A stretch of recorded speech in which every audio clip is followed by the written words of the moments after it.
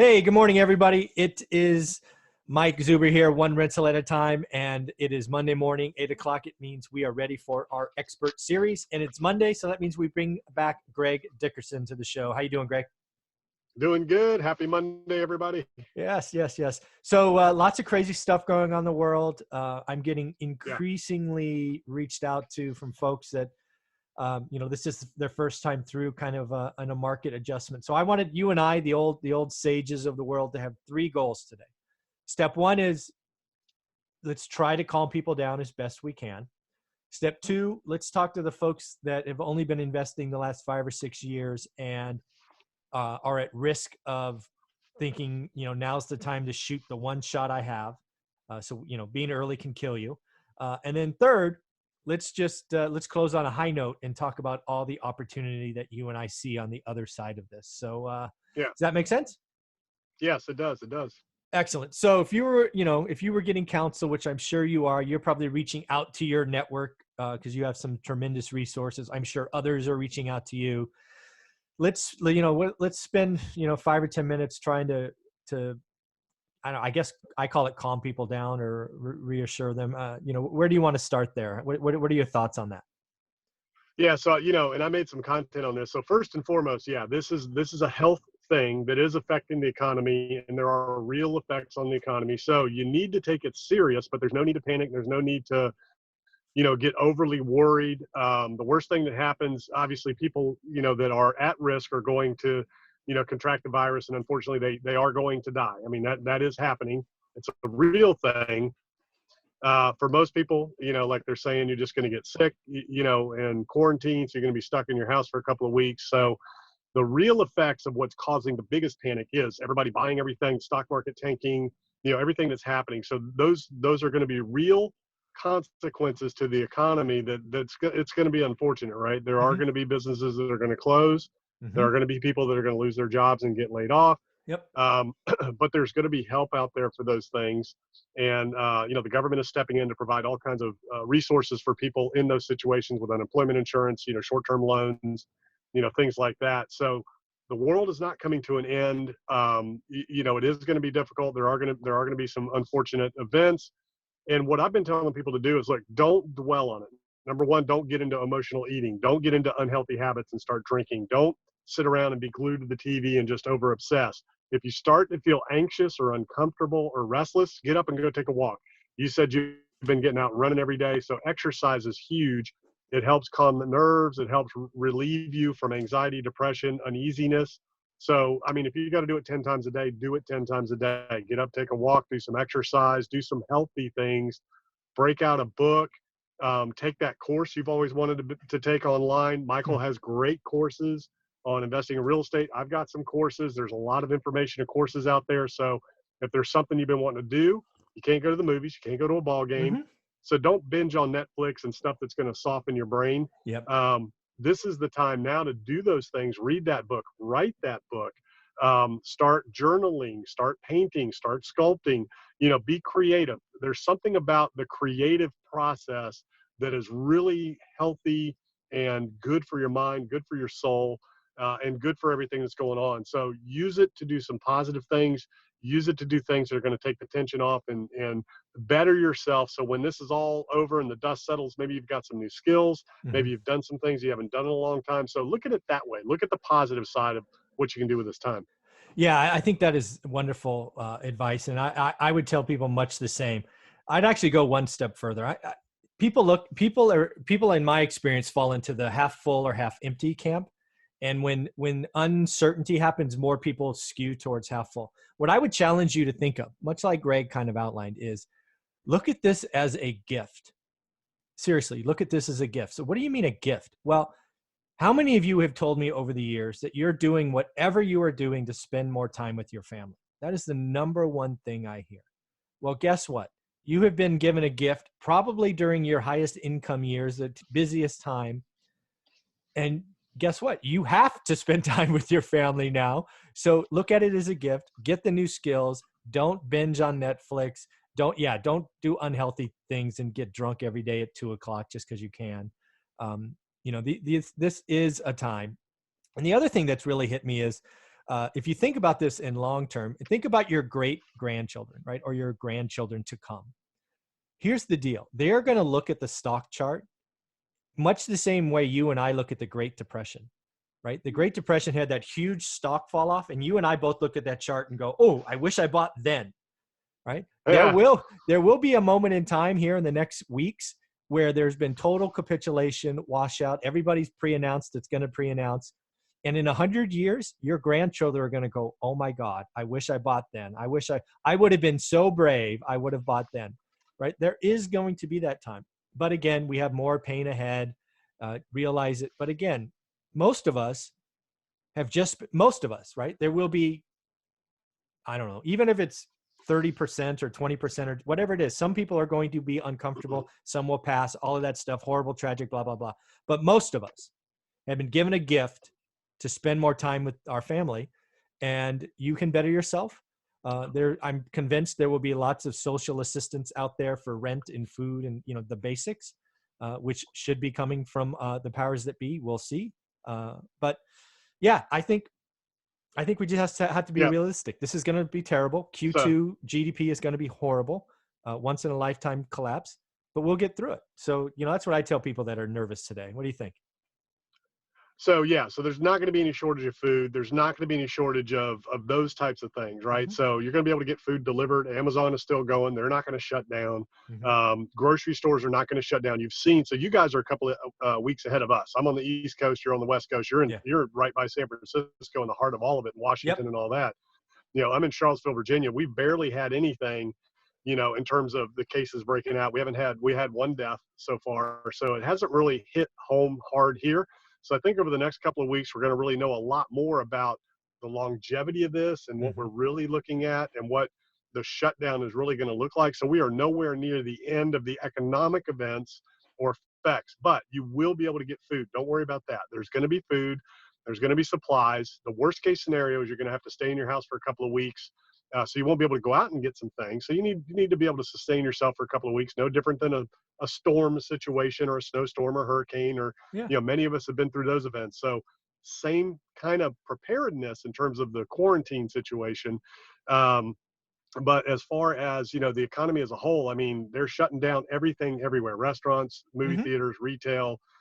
So there's going to be some effects there. Now in the stock market, so I went through 2009, Hmm. and I was one of those that bought in right at the bottom. So here's the thing to think about the stock market. Okay, everybody's saying, "Oh, long term, you got to be long term, you got to think long term, just ride it out." Here's what I tell you: if you need money, if you're at the point in your life where you need that money and you don't know that you're going to be able to get by without it, it's a great time to get out. Okay, because Hmm. chances are, if you get out now, even though the market has sold off 20-30%, it hasn't tanked all the way yet. We haven't bottomed. I think we're Hmm. going to see Dow 15 before we see Dow 25 or 30 again. So Wow. I just think we could get cut slam in half from where we were.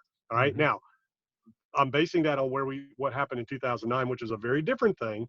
But we saw it get cut slam in half, and I got in at the bottom at Dow 6,000. It was Mm. I think it was March of 2009 was the bottom, Mm. and it was kind of easy to see because we'd gone through all of the uncertainty, all of the bank failures. The government had stepped in, so things had stabilized. So this up and down and up and down, that is not the time for the at home, average, unsophisticated, non institutional investor to play. It is not the time. You're going to get burnt. So if you need the money and you were in over the last 10 years, chances are if you get out now, even though it dropped 30%, you're still probably 20 or 30% up from Mhm. where you got in. So you're Mhm. still ahead. So don't think, I got to ride it out, because you will ride to the bottom. Now, here's the thing: once we get to the bottom, wherever that is, we're going to know it because it'll start trickling up at a normal pace. The market will come back. We just don't know how quickly it will come back. The last one was 10 years. It's been 10 years, Mhm. 11 years since 2009 that it took to get to all-time record highs. And it took about 5 to 7 years just to get back to Yep. where you were.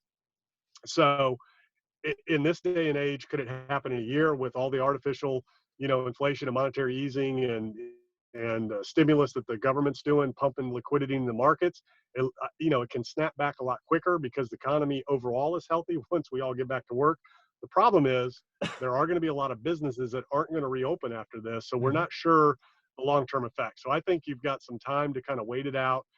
before you try to get in the market and time anything. What you want to do is you want to wait until we've gotten through all of that we've gotten through, that this virus is cleared out. We know what the real economic impacts are over the next, you know, particularly 2 to 3 weeks, but more importantly over the next month in terms of the markets. You know, they're still trying to figure out and find their bottom and find their foothold Mhm. before things are you know, stable and you're ready to get back in. So, you know, watch for those things.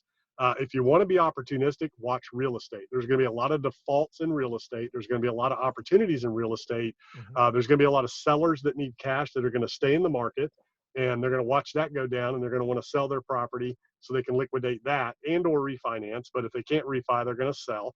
So there will be some buying opportunities. There's going to be development projects that are going to go bust. Um, you know, for whatever reason with things that are going on, they're not going to be able to make it through the project. There's been a lot of multifamily that's been overpaid. People have been paying too much for them that are very thin. So if their tenants start losing their jobs, can't pay their rent, and take advantage of the moratoriums on evictions and ride it out intentionally, and that's going to happen. Mhm. That's going to put some owners in you know, default risk. And if you can't do a capital call with your investors and stabilize that asset with additional capital, you're going to have to turn it over, you know, and or sell it. So, you know, there will be some opportunities there. And I'm not doom and gloom. I'm just saying Mhm. that's where some opportunities are going to be. And there are going to be some real consequences of what's going on. Now, lenders don't want these properties. They don't want bad, toxic assets. They don't want to go into foreclosure and things like that. So they're generally going to work with people to a point, you know. But if you've lost half your income on your properties, Airbnb, commercial, especially commercial retail, those types of things, the banks are going to be like, look, you need to sell this thing, you know, and get this paid off. So that's what I'm seeing, you know, coming down the pipe. Yeah, so I'm going to love talking about the opportunity session, but we're going to talk about that third because I want to leave on a high note. Let's talk Yeah. about number two, about being early. I'm seeing a lot of people in the social media realm who have, you know, been in the game 5 or 6 years, and what they have seen is it's always been good to buy the dip and then they sell the rip. Uh, I think if you have, you know, if you're Warren Buffett and you have a war chest and you can outlast this thing timing wise, great. Make your call, call your shot, be good. But if you're like most of us and you have one or two bullets in the gun, my suggestion to you is sort of what Greg was highlighting, is to be a little bit more patient. Um, you know, you don't need to call the absolute bottom to get the best returns. In fact, being early can kill you.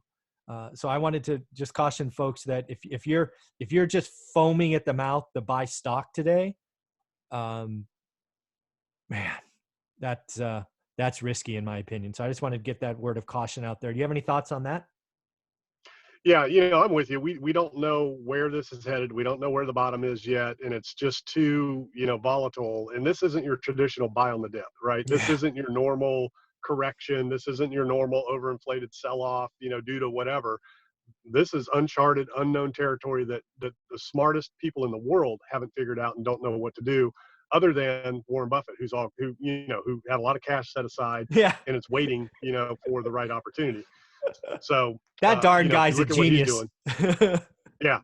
So the people that are buying the dips and doing all that, man, that's highly technical trading with some of the smartest, most brilliant scientific minds in the world with sophisticated systems Mhm. that are tracking all of just billions and billions of pieces of information from all around the world. So for some average investor who took a few classes or whatever to come in and think they're going to be able to do something with this, you know, it's just not the time. You know, you need to number one, it's better to know the top. You need to Yeah. know when to get out. And everybody I knew, I told them last week, you know, or 2 weeks ago, get out before this Mhm. all started. You know, and it wasn't for any, I didn't know about coronavirus or any of that. It was just simply um, a function of the market was just way overinflated. And I did not see Dow 40 before Dow 15. I knew Ah, that we had to pair these things at yeah. some point. So a lot of people that I'm working with got out and they went to cash and they're like, dude, I'm glad we did that. Now I'm not an investment advisor or manager or anything. I do some, you know, mentoring and coaching on the real estate side. So these were Right. people that had money in stocks as well. And they're like, what should I do? I'm like, sell, go to So, cash because you're going to need it for the real estate. yeah. Great advice. And yeah, I think that might be a quote, Dow 15 before Dow 40. That's yeah, I think you're right. I mean, just yeah, this they were so overinflated. So, um, all right. So now let's talk about the fun stuff, because again, when there's chaos, when there's Yeah. noise in the market, messy markets, there's opportunity. And frankly, the messier and scary it is, the bigger the opportunity. And Yeah. this is a once in a lifetime thing. So it's going to be once in a lifetime opportunity. So I'm not even sure how we break this down. There's going to be so much opportunity. Why don't we just go by categories, right? And actually, before we do that, you and I both saw a note about Carl Icahn, right? Carl Yeah. Icahn is shorting commercial market. That took the wind Yep. out of my sails Friday or Saturday when I saw that. What did you think of that? And maybe educate people on what you read from that article. So what Carl Icahn's talking about, and this has been coming. So, we know the retail landscape has been changing. There's a lot of retailers closing, a lot of vacancies in the retail market, as well as the office with the, co-working environment, work from home environment. So what he's saying is now with companies shutting down and with all the businesses going out of business, there's going to be a lot of commercial, he's calling mainly retail and office sector where there's going to be a lot of defaults. Mm-hmm. So he's equating that, and a lot of those assets are over leveraged. As we've seen a lot of skinny deals. Now he didn't talk about multifamily because I don't think he's aware of what's going on there in terms of the skinny deals being done in multifamily. And of course, that's Freddie and Fannie, so the government's not going to let that fail. Mm-hmm. But the commercial, the capital markets, commercial debt markets, that's who's financing a lot of these, shopping malls and all those. And there's a number of those that are and have been already going into default. There's 2 shopping malls in my area that were big, prolific shopping malls that are in default well before any of this happened. So this Oh, is wow. this is just the dagger. Yeah. So what he's saying is you're going to see shopping malls all across the country that the owners, it's non-recourse debt. They're just going to throw their hands up and say, here you go, banks, take it back. Yeah, it's yours. So Congrats. Here's a big exactly. rectangle. So, right. So that's a trickle down effect like we saw in the housing market, and he's calling it for it to be as widespread as the housing market. I don't know. He's obviously, way smarter than us, and he's way more connected at that level. Mm-hmm. But we've been seeing a wave coming for a long time that we could have worked through. This is going to accelerate it. So what he's saying is all these shopping malls, all these retail centers, all of these office buildings, most of them are non-recourse. The owners are just going to say, here you go, bank, take them. So it's going to flood, the market with all these, mortgage backed securities that have been sold that are going to, it's going to be the next toxic asset purchase program, TARP, from the Fed that we're going to see buying these commercial mortgages.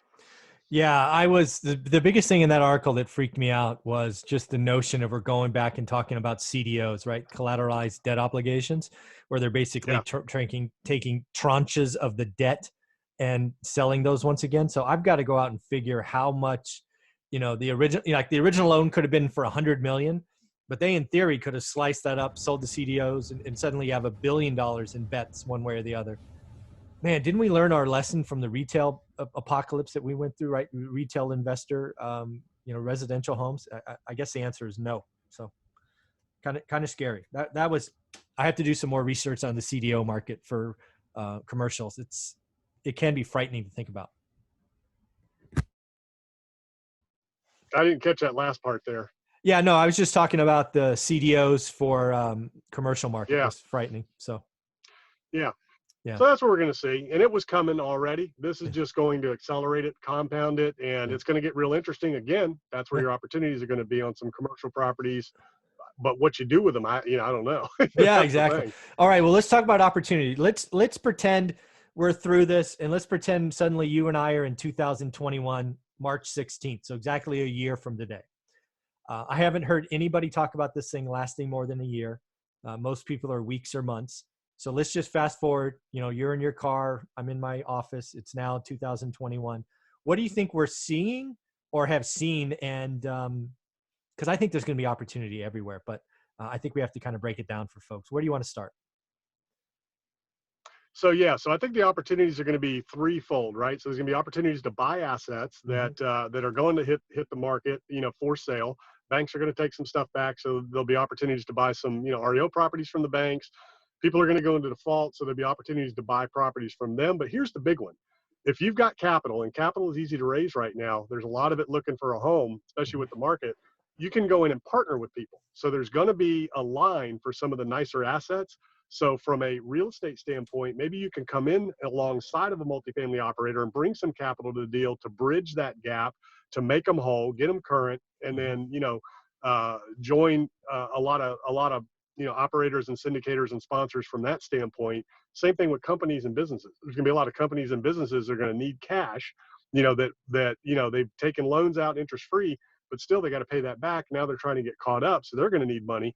So you might be able to buy into some partnerships and joint ventures and ownership at a discount in some of these companies, but you can also be able to buy the companies, buy the real estate, and those types of things. So those are some of the opportunities that I see that a lot of people aren't really seeing or talking about right now, is that opportunity to come in and partner with somebody and bring capital to the table to rescue a deal. The other big one's going to be development deals. You're going to see a lot of development projects that are going to blow up. And so you'll have the opportunity to step in and finish those. So if you're a developer, or if you want to learn about that space, that's going to be a real opportunity. Same thing we saw in 2009. Multifamily buildings like, that one that's going on right over there. Oh, look at that. That I was checking out today. Projects like that won't get finished, and you can step in, bring the capital, partner with that developer and finish them, or just take them over and finish it yourself. So there's going to be a lot of different opportunities. Yeah. So I love it. You take the big side of this equation. I'll take the little side, right? So the residential side, I think I think the future is clear. If we're in 2021 and I'm looking backwards, there's several things that I could say with fairly high confidence, say 95, 98, something like that. First and foremost, sometime during the next year, or now if I'm saying the past year, I will be able to refinance all my residential debt at lower rates, get 30-year fixed rate money. I'm in a position where I don't need additional capital, so it will simply be term and rate financing. All of them will go lower. So that's cool. I do not need to be in a rush. The fact that the Fed cut rates and mortgage rates went up should just tell you how many people jumped into the fray to refi. It's crazy. The other thing that is going to happen is cash is going to be king. And what that means in residential is I'm going to be able to buy a lot of stuff from folks that get caught in a cash crunch. So I will be able to deploy micro pieces of capital to take over assets and build just an inventory. Because when this thing turns around, I will be able to sell residential real estate very quickly. The economy is far stronger than I saw in 2008. This is a health and Main Street event, which actually probably means it's quicker to heal because we are a consumer-based economy and we are going to be so constrained in Q2, it is going to come flying back. So I'm excited by what I see coming. I feel for the people that are going to be hurt, but this is the opportunity discussion, and there will be tremendous opportunities to secure assets with micro capital infusions like 5-10 grand, where the last 2 years I had to put down $100 grand to control an asset because the bidding was so fierce. That is not going to be the case today. Owner occupants that want to sell aren't going to, but if you got to sell, there's only going to be a few brave buyers left. And in my market, I will be one of them. And I am convinced I will own more single family homes this year in 2019 than I bought in 17 and 18. So I'm ecstatic by what's coming. And I always find myself tempered to not look like that Cheshire cat that's greedy because I know how much pain people will be in. But if we're in 2021 now, looking back, I'm going to go, God, I'm glad I bought everything I could. Does that make sense? It does. It does. I'm getting a little delay. I don't know which end it's on. I don't know if it's Zoom. I know Zoom's having some bandwidth trouble. Yep. No worries. We're There pretty you go. good. You're back now. There we go. Cool. So as we kind of wrap this up, today, I think we're going to talk at least once or maybe twice more this week. Any closing thoughts for folks? Yeah, I would just say, hey, take this all, be healthy, be strong, get out, get active, be creative, do some things that you've always wanted to do and haven't had the time to do it. Spend time with your family, watch for the opportunities, be patient. Don't feel like you have to do anything. Just be smart, watch what's going on, and, take your time and be ready, have cash ready because there's going to be a lot of opportunities. Yeah, I will sum this up this way. One, please look at this as a gift. As we started, you've been given a gift. All of you tell me you want to spend more time with family. Guess what? For the next 4 to 8 weeks, you get to spend more time with family. Congratulations. That is a gift. Second, don't be early. Don't be in a rush. Don't feel like you have to do something just to do something. Sit back, learn your market, get ready. No reason to rush in this week to do anything, but be ready. And then third, realize that in a year, this will be a tremendous time. And again, think about your grandchildren. In 100 years, they're going to look back and point at the stock chart, look at the market and go, God, I wish we bought. It could have been a great time to buy. So in the end, I want to thank you and have a wonderful, wonderful day. Yep. Same to you, Michael.